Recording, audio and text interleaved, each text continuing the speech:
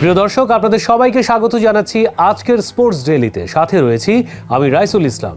বরাবরের মতো জাতীয় দৈনিকগুলির খেলার শিরোনাম নিয়ে সাজানো হয় আমাদের স্পোর্টস ডেইলি। চলুন তাহলে শুরু করা যাক আজকের স্পোর্টস ডেইলি।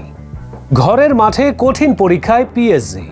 ক্লাব ছাড়ছেন কিলিয়ান এমবাপ্পে, তবে তার আগে নিজ ঘরের মাঠে ট্রেভর জেতার হাতছানি পিএসজির সামনে। পিএসজি কি সত্যি ট্রেভর জিততে পারবে? সব জল্পনা কল্পনা থমকে আছে একটি জায়গাতে, আর এই জায়গাটির জন্য কারি কারি টাকা ঢেলেছেন পিএসজির মালিক নাসের আল খেলাইফি। তবে ফলাফল শূন্য। তবে সেই জায়গাটির সামনে আবারও দাঁড়িয়ে পিএসজি। জায়গাটা সবারই জানা, চ্যাম্পিয়ন্স লিগ। চ্যাম্পিয়ন্স লিগের ফাইনালে এবার কি উঠতে পারবে পিএসজি?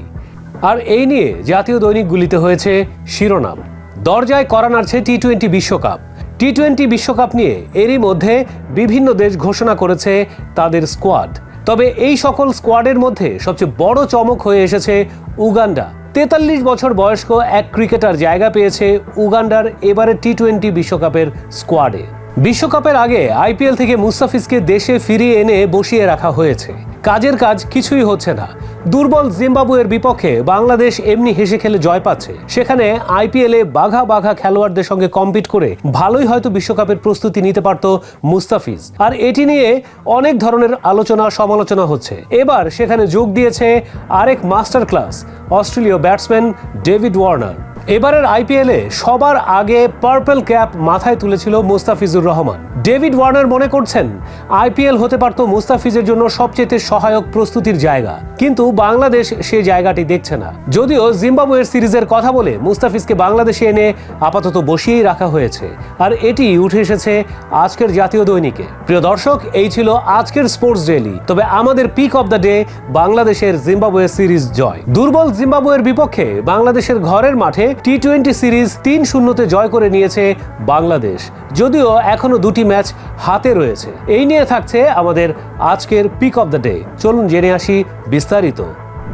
চট্টগ্রাম জহুর আহমেদ চৌধুরী স্টেডিয়ামে সিরিজ নির্ধারণী ম্যাচে একাদশে একাধিক পরিবর্তন নিয়ে মাঠে নেমেছিল দুই দল। তবে ব্যর্থতার পর বাংলাদেশের একাদশে টিকে যান লিটন দাস, কিন্তু তৃতীয় ম্যাচেও ফের ব্যর্থ। 15 বলে মাত্র 12 রান করে বোল্ড হন এই ওপেনার, আর ওয়ানডাউনে নেমে শান্ত বিদায় নেন মাত্র 6 রান করে। 9 ওভারে দলীয় 60 রানে 3 উইকেট হারায় টাইগাররা। এরপরই ত্রাতা হয়ে এগিয়ে আসেন তাওহিদ হৃদয় ও জাকির আলী। দুর্দান্ত ব্যাটিং করে দলকে এগিয়ে নেন এই জুটি। ব্যাটিংয়ে ঝড় তুলে মাত্র 6 রানের জন্য হাফ সেঞ্চুরি মিস করেন জাকির। 34 বলে 3-4 ও 2 ছক্কায় 44 রানে বোল্ড হন তিনি। তবে নান্দনিক ব্যাটিং উপহার দিয়ে 34 বলে আন্তর্জাতিক টি-20তে প্রথম 50 তুলে নেন হৃদয়। শেষ পর্যন্ত হৃদয় থামেন 57 রানে। 20 ওভারে 5 উইকেটে বাংলাদেশ থামে 165 রানে।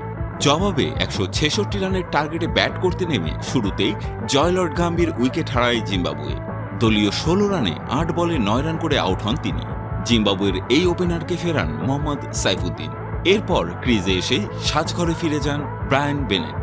8 বলে 5 রান করে তানজিম সাকিবের বলে আউট হন এই ব্যাটার। তার বিদায়ের পরেই আউট হন ক্রেইগ এরভাইন। শেষ দিকে ফারাজ আকরামের 19 বলে 34 রানের ইনিংস ম্যাচ জমিয়ে তোলে।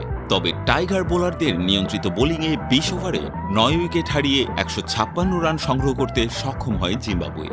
বাংলাদেশের পক্ষে সাইফুদ্দিন নেন 3টি উইকেট।